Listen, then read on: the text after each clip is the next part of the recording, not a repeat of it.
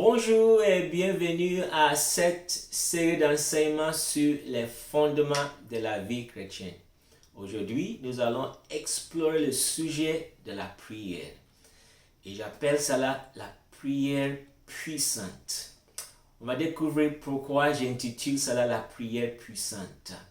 En fait, dans la Bible, au Luc chapitre 11 et verset 1, nous découvrons que Jésus priait un jour à un certain lieu.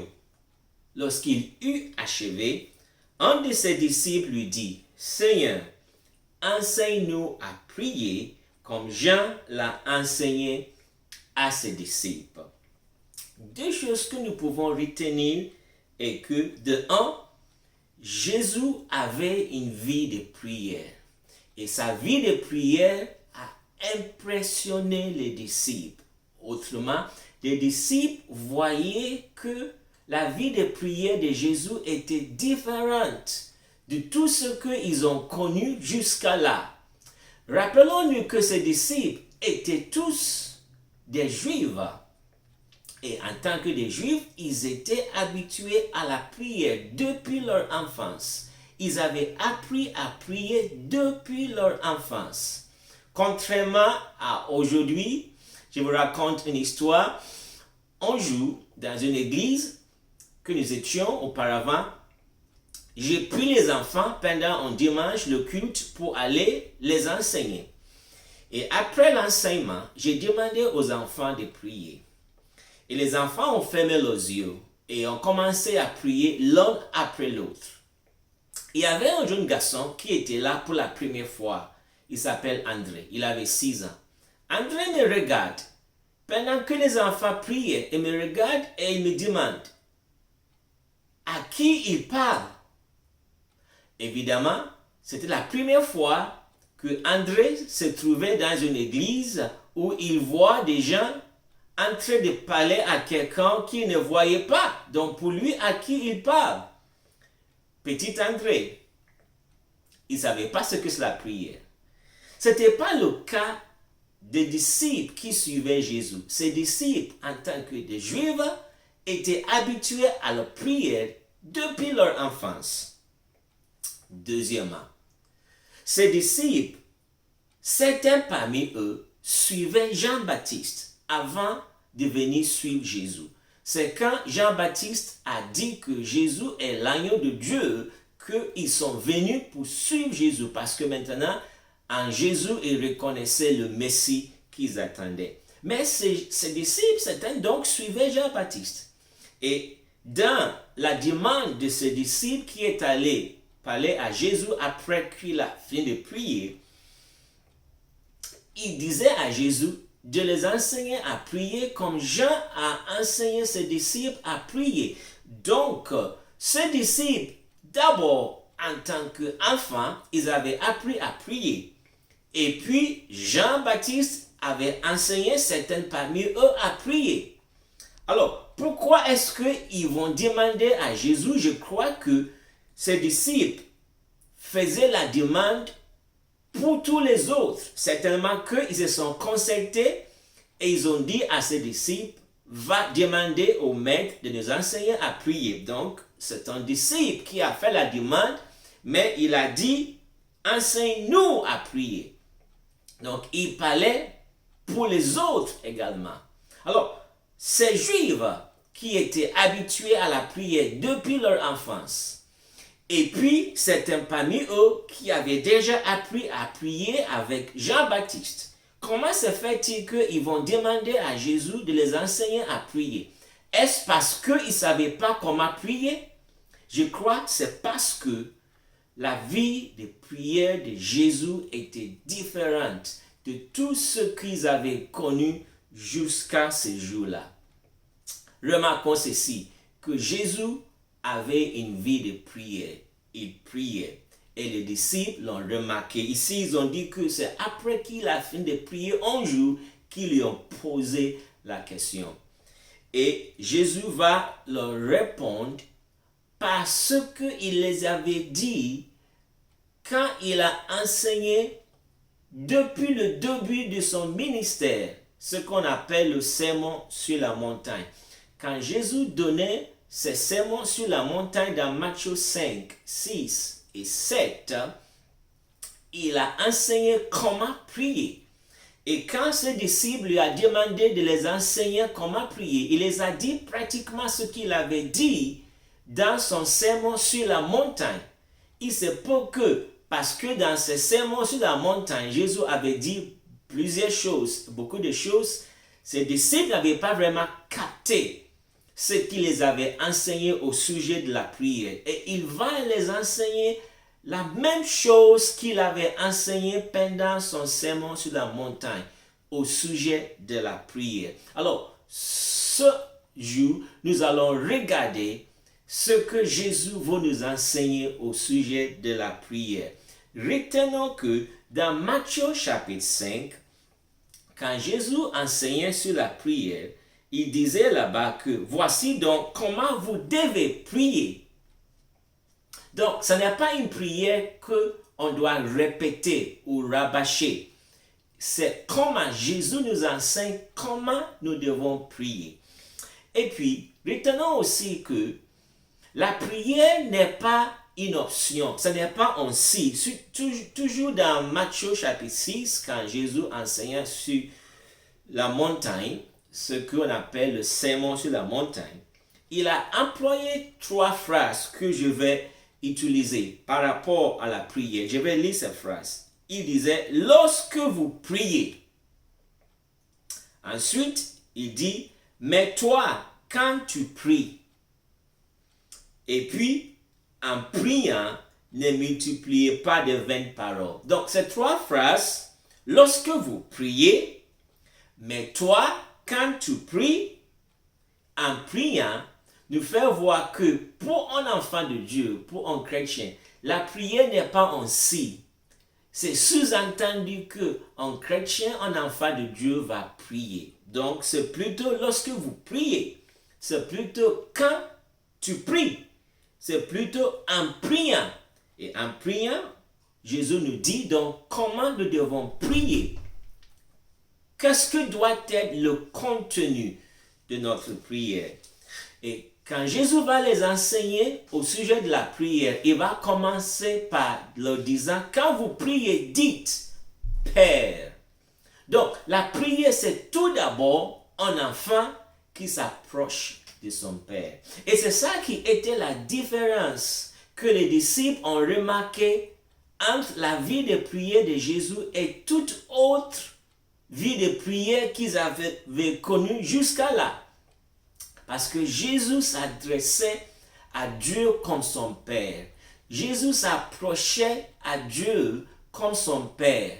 Jésus avait une intimité, une vie d'intimité avec le Père. Ce genre de vie, ils n'avaient pas connu jusqu'à là. Les gens priaient d'une manière religieuse. Ils savaient comment prier religieusement. Mais ils ne savaient pas ce que c'est aborder et s'approcher de Dieu comme un Père. Et c'est ça qui a sûrement les étonné et les a impressionnés par rapport à la vie de prière de Jésus. Il priait comme il s'adressait à son Père. Il n'y avait pas de rites religieux. Il n'y avait pas de choses religieuses. Il n'y avait pas de répétitions religieuses. C'était vraiment un cœur à cœur avec le Père. Donc Jésus va leur dire, quand vous priez, dites Père, approchez Dieu comme un enfant qui approche son Père. Dans Galates chapitre 3 et au verset 26, nous apprenons que tous ceux qui croient en Jésus sont fils de Dieu. Vous êtes tous fils de Dieu par la foi en Jésus-Christ, dit ce passage. Donc par la foi en Jésus-Christ, nous sommes devenus fils de Dieu, enfants de Dieu. Et nous pouvons nous approcher de lui et s'adresser à lui comme Père, Papa. Intimité.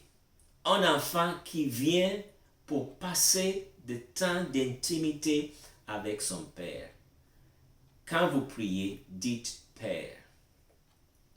Alors, mais si Dieu est Père, si Dieu est notre Père, nous ne devons pas oublier aussi qu'il est un Dieu qui est puissant, grand, majestueux, glorieux. C'est le Dieu qui a fait les cieux et la terre. C'est lui qui a fait l'univers tout entier. Donc, bien qu'il est notre Père, il est aussi ce Dieu puissant et grand. Et c'est pourquoi il dit, quand vous priez, dites, notre Père qui est aux cieux, que ton nom soit sanctifié. Nous venons, oui, pour sanctifier son nom parce qu'il est majestueux, il est glorieux, il est puissant, il dépasse notre imagination et nous venons admirer notre Père. La prière, c'est venir admirer ce Père qui est merveilleux et glorieux. Nous venons dans l'admiration de lui. Nous venons pour dire, waouh! Comme tu es glorieux, comme tu es merveilleux, nous sanctifions son nom. Que ton nom soit sanctifié. Et ensuite, que ton règne vienne. Alors, remarquons ceci. Quand le diable est allé trouver Adam et Ève dans le jardin d'Éden, il les a poussés à se révolter contre le règne de Dieu sur leur vie. Et puis, quand Jean-Baptiste, le précurseur de Jésus, est venu sur scène, il disait, repentez-vous, car le royaume des cieux est proche. Pourquoi le royaume des cieux est proche? Parce que Jésus, le roi, était sur le point de se révéler, était sur le point d'être connu comme le roi. Donc, le royaume des cieux est proche, disait Jean-Baptiste. Donc, que ton règne vienne. C'est pour que Jésus prenne sa place en tant que roi. Que Jésus règne dans ma vie. Que ton règne vienne dans ma vie d'abord. Que ton règne vienne dans ma famille. Que ton règne vienne dans ma ville, dans mon pays, dans le monde. Que ton règne vienne. Jésus, que tu sois le roi sans être contesté. Le roi incontestable dans ma vie. C'est donner la place à Jésus pour qu'il soit le roi, le maître, le Seigneur. Jésus n'est pas simplement un sauveur, il est aussi le Seigneur, il est le maître, il est le roi. Et dans notre prière, nous devons prier afin que son règne vienne dans nos vies, afin qu'il soit véritablement le roi, le Seigneur, le maître. Que son règne vienne, que ton règne vienne. Doit être notre prière quotidienne. Que ta volonté soit faite sur la terre comme au ciel. Alors, je serais un hypocrite de demander à Dieu que sa volonté soit faite sur la terre comme au ciel si je ne veux pas que sa volonté soit faite dans ma propre vie et dans ma famille. Donc, d'abord, que ta volonté soit faite dans ma vie, dans ma famille, dans ma ville, dans mon pays, dans le monde, sur la terre, exactement comme c'est fait au ciel. Au ciel, personne ne s'oppose à la volonté de Dieu. Au ciel, on ne s'oppose pas à sa volonté. Et Dieu veut que comme sa volonté est exécutée, sa volonté s'accomplit au ciel, il veut que sa volonté s'accomplisse également dans ma vie, dans ma famille, sur la terre, dans ce monde. Et c'est à nous de demander à ce que sa volonté soit faite en nous. Dieu ne s'impose à personne. C'est le diable qui s'impose. Le diable s'impose. Tu n'as pas besoin d'inviter le diable. Il va venir s'imposer dans ta vie. Mais Jésus, non. Pour Jésus, il faut l'inviter. Il faut demander que son règne vienne. Il faut demander que sa volonté soit faite dans ta vie, personnellement, dans ta famille, dans ta situation, que sa volonté soit faite.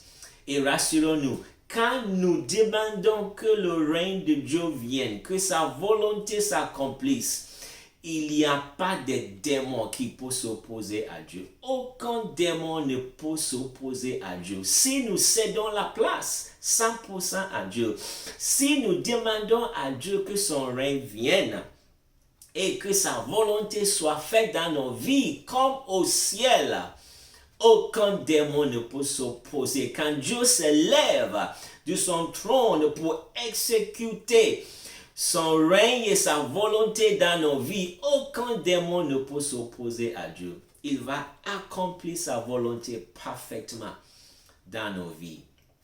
Que ton règne vienne, que ta volonté soit faite sur la terre comme au ciel. Donne-nous aujourd'hui notre pain quotidien.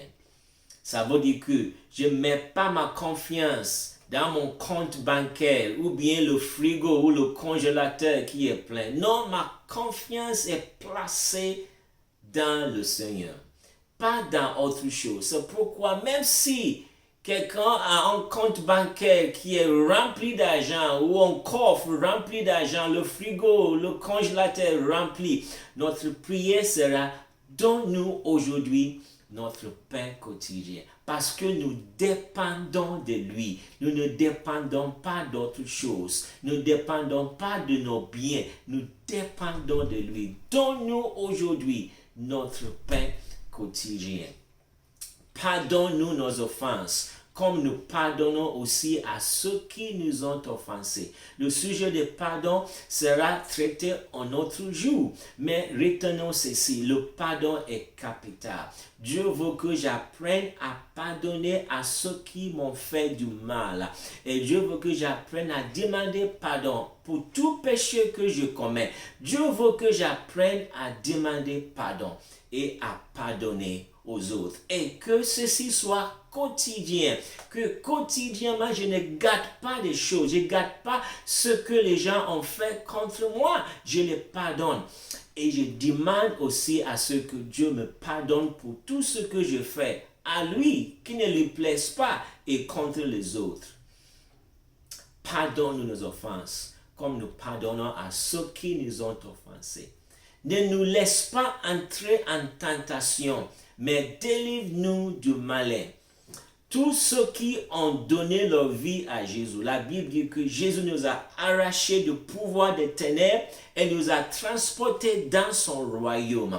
Depuis que nous sommes dans le royaume de Jésus, nous sommes automatiquement des ennemis du diable. Le diable nous voit comme ses ennemis et il fait tout pour attaquer, pour amener des tentations sur le chemin des enfants de Dieu, pour attaquer à la santé, à la famille, aux finances, à la vie professionnelle, tout ce qui concerne à l'enfant de Dieu. Le diable cherche à s'attaquer à cela. Et c'est pourquoi nous devons prier et demander: ne nous laisse pas entrer en tentation. Que Dieu nous conduise, que Dieu nous guide, que Dieu soit celui qui nous conduit et nous guide tous les jours, et qu'il ne nous laisse pas entrer en tentation et qu'il nous délivre du malin. Car c'est à lui qu'appartient le règne, la puissance et la gloire. Oui, n'oublions pas que à la fin, le règne, la puissance, la gloire, ça revient à notre Père. Et à la fin de toutes choses, nous devons nous rappeler que c'est à lui que revient le règne, la puissance et la gloire. Je crois que si chaque jour nous prenons quelque temps pour prier ainsi, pour venir auprès de notre Père, pour sanctifier, honorer, glorifier son nom, pour demander à ce que son règne vienne dans nos vies, que sa volonté s'exécute dans nos vies, juste comme il est fait au ciel, pour lui soumettre nos besoins quotidiens, pour pardonner aux autres qui nous ont offensés et pour demander pardon à nos péchés, pour demander à ceux qu'il nous délivre du malin, qu'il ne nous laisse pas entrer en tentation. Nous allons expérimenter une vie chrétienne victorieuse. Je crois que cette prière que nous appelons souvent communément le Notre Père est la prière la plus puissante. C'est pas pour les rabâcher, c'est comment prier. C'est prier par rapport à ce sujet, afin que son règne vienne dans ma vie, sa volonté s'exécute dans ma vie, et que mes besoins soient pourvus, que je vis une vie qui pardonne aux autres, une vie de sainteté, de pureté, où si je commets un péché, je demande pardon à Dieu, une vie où je suis délivré de toute attaque de l'ennemi et mener une vie victorieuse à la gloire de notre Père. Alléluia. Que le Seigneur t'apprenne à prier ainsi. Cher ami, qu'il te bénisse au nom de Jésus-Christ. Amen.